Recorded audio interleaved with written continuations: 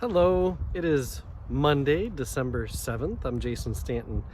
I serve as senior pastor at First Lutheran in Alaska, and this is my morning musing for today. Recently, Carla, my wife, was telling me about a podcast that she was listening to. I listen to lots of podcasts, but not the one that she was talking about. It's Brene Brown's podcast. I know it's one I should add because every time she talks about it, I'm enthralled. But she was referring to, I believe it's the most recent podcast that Brene Brown did with David Eagleman on his book, Live Wired, The Inside Story of the Ever-Changing Brain. Carla's always been really interested in the neuroplasticity of our brains and neuroscience and all the ways that it affects language and, well, everything. But also there's a lot of neuroscience that's been done that's interested me and many pertaining to faith. You know, what's happening in our brains as we pray, or what makes some of us compassionate toward our neighbor while others of us are far more inclined to think of ourselves and our own security and safety first.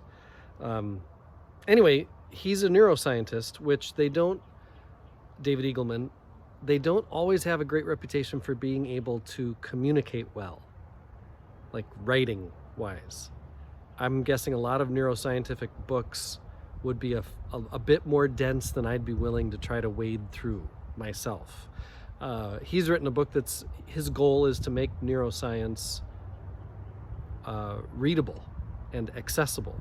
So anyway, he was talking about, and Carla and I then talked about how, and we knew this already, but new pathways in our brains are what keep our brains healthy, right?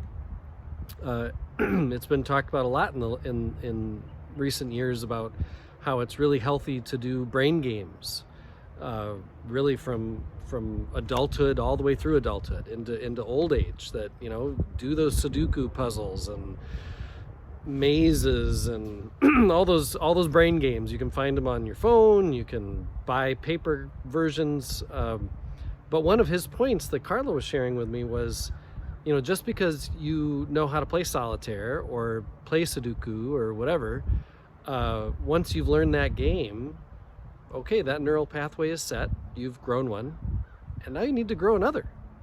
You know, playing that same game over and over and over again isn't what keeps our brains healthy. It's learning new games, running up against walls that feel frustrating of not knowing how to do this or how to do that, but working through it. That's what creating the new pathways is what keeps our brains healthy.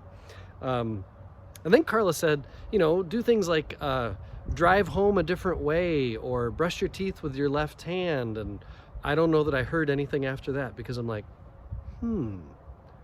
brush your teeth with your left, I'm right-handed, with your left hand. So we had this conversation as we talk every morning for a while, and so this was before I had brushed my teeth. So of course, when it came time for me to brush my teeth, I'm like, all right, let me try this. And at first I'm like, you know, no big deal.